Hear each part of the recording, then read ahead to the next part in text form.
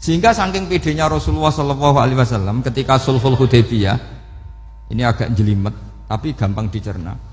Sulhul Hudaybiyah itu satu perjanjian yang semuanya merugikan Rasulullah. Yaitu kalau orang kafir masuk Islam disuruh kembalikan ke kafir, karena kafir itu bagi mereka habitat, Islam itu hal yang baru.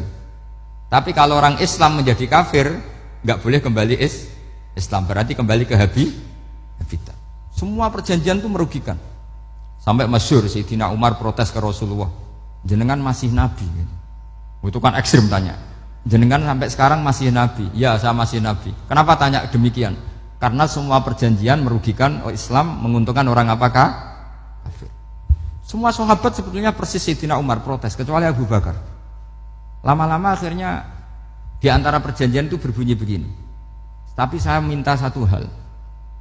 Orang boleh mendiskusikan Islam tanpa tekanan. Itu saja permintaan Nabi. Orang boleh mendiskusikan Islam secara bebas, tidak tertekan. Karena orang-orang kafir melihat itu hal yang biasa. Ya nggak masalah Muhammad. Akhirnya orang diskusi. Islam itu apa sih? Islam itu orang yang menuhankan Allah. Allah itu siapa? Zat yang menciptakan langit dan bumi. Lama-lama orang kafir berpikir, wah keren, Tuhannya Muhammad bisa bikin langit dan bumi. Tidak kayak Tuhan kita, malah kita yang bikin. Jadi mulai debat itu terus ada yang cerita lagi. Saya pernah loh nyembah Lata, pas itu dikencingi luwak. Masa ailahun yabulu ali sa'laban, masa Tuhan kok dikencingi luwak? Terus yang agak-agak ahli kitab ya diskusi lagi. Wah kayaknya Yesus tidak Tuhan. Masa Tuhan kok kelaparan, lemes, wah repot nanti. Jadi makanya Allah ketika gojlok wa ummuhu siddiqah kana yakulani ta'am. Mal masihu ibnu Maryam illa rasul qad khalas min qablihir rusul wa ummuhu siddiqah kana yakulanit. Coba paradok enggak misalnya kamu didolani Nabi Isa terus ketok lemes. Kenapa? Tuhan, saya agak sakit keroi dulu. Kan enggak kebayang itu. Punya Tuhan yang sakit setelah makan sehat terus. Kan enggak kebayang seperti itu. Ketika Nabi punya konsep Tuhan, Tuhannya Muhammad itu siapa? Yaitu zat yang la awalalah, zat yang pertama. Lalu Tuhan itu siapa? Tuhan itu yang menciptakan langit bumi. Tuhan itu siapa? Yang memulai segalanya. Lama-lama mereka berpikir, wah kalau gitu yang benar itu Islam. Maka kata Imam Zuhri, Syihabuddin Az-Zuhri, famaka nafathun fil islami a'zoma min sulhil Hudaybiyah.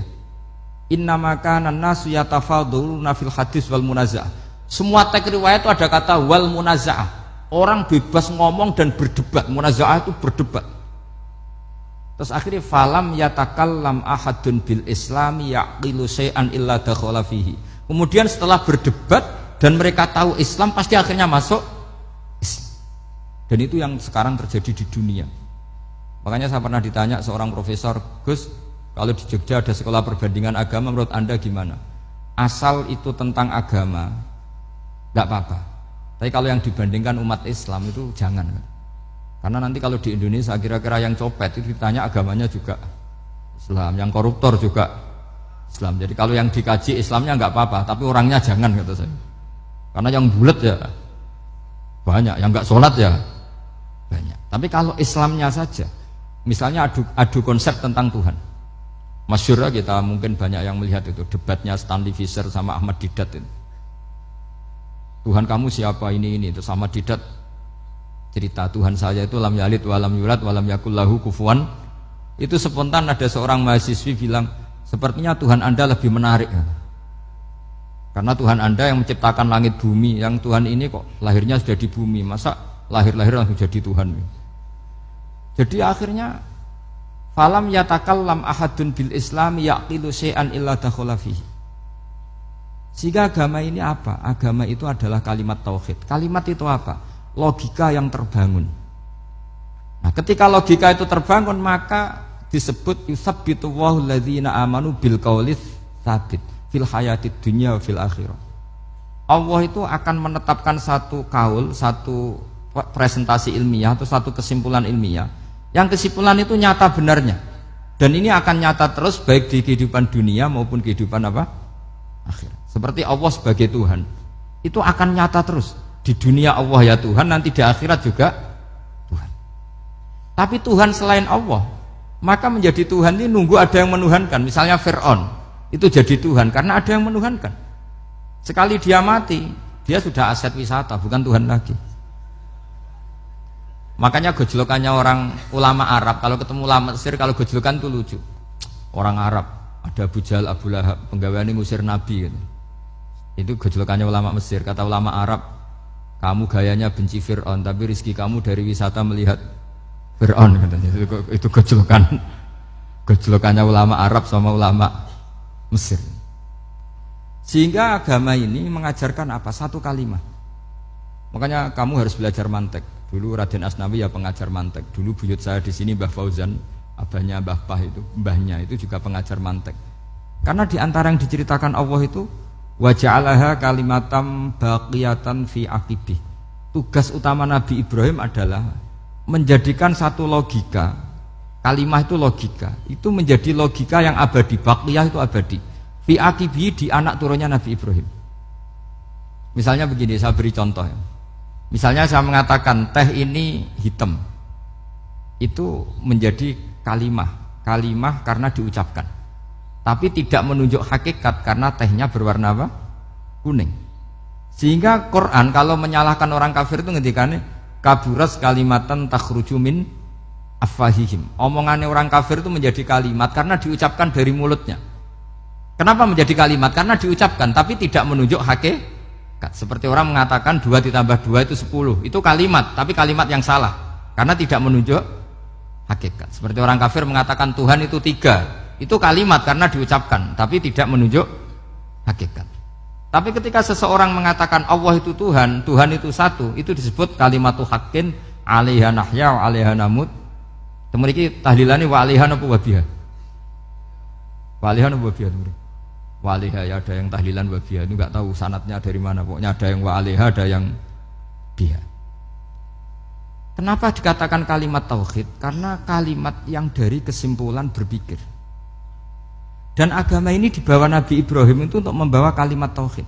Ciri utama kalimat tadi, kamu yakin seyakin-yakinnya bahwa nisbatul snaini wassalasah wal arba'ah ila ma la nihayatalaha itu kanis batisnain ilal wahid, yaitu semuanya far'un minal asli, aslinya adalah wahid.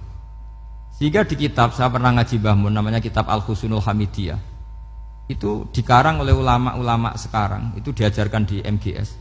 Ini mbah-mbahnya Gus Akil, pendirinya madrasah MGS. Itu ada gambarnya di situ. Di situ ada gambar piramida, ada gambar hewan, ada gambar pohon. Kata yang ngarang, gambar sedetail ini, sejelimet ini dimulai dari nuktah wahidah, tetap dimulai dari satu titik, dan ini disebut nuktatil wujud. Jadi mbok orang kudus sebanyak ini tetap dimulai dari satu orang, yaitu Adam. Adam dimulai dari ketiadaan. Lalu siapa al-mujid? Pewujudnya siapa? Hanya Allah Subhanahu wa ta'ala. Sehingga ulama-ulama termasuk Syekh Nawawi itu paling suka ngendikan semua makna Quran dikumpulkan di Fatihah, Fatihah dikumpulkan di Bismillah, Bismillah dikumpulkan di ba, karena di ba itu ada titik nukdotil wujud, yaitu disingkat bi kana makana wa bi yakunu ma yakun. Karena saya, kata Allah, semuanya akan ada, dan karena saya yang enggak ada, semuanya suatu saat ada. Disebut nukdotil wujud. Nah, kita meyakini kalau Allah satu itu seyakin-yakinnya, karena enggak mungkin angka enggak dimulai dari angka satu. Begitu juga gambar seapapun jilumete. Misalnya sampean gambar zaman saya kecil, gambar paling favorit itu apa? Kambing bertarung. Itu gambarnya kan susah. Daripada gambar kambing bertarung susah terus dibikin kotak saja, tembok. Kalau tanya gurunya, gambarnya mana? Di belakang tembok, Bu. Ini itu dulu saya diwarai anak-anak nakal. Jadi semua satu gambar itu disuruh gambar harimau, yang satu disuruh gambar kambing bentrok, yang satu disuruh gambar matahari, semuanya kotak semua. Ini itu, Bu, gambarnya di belakang apa? Tembok, maka nggak kelihatan kata. Jadi gurunya kalah cerdas. Dan guru itu sebenarnya nggak pernah menang, karena murid itu lebih pinter. Itu teman saya dulu kalau ngaji itu, kalau tes itu ngerpek, baca. Gurunya marah, kamu tes kok baca? Enggak ngerpek, Bu, ini belajar di kelas. Katanya belajar kapan saja di mana saja. Acuh.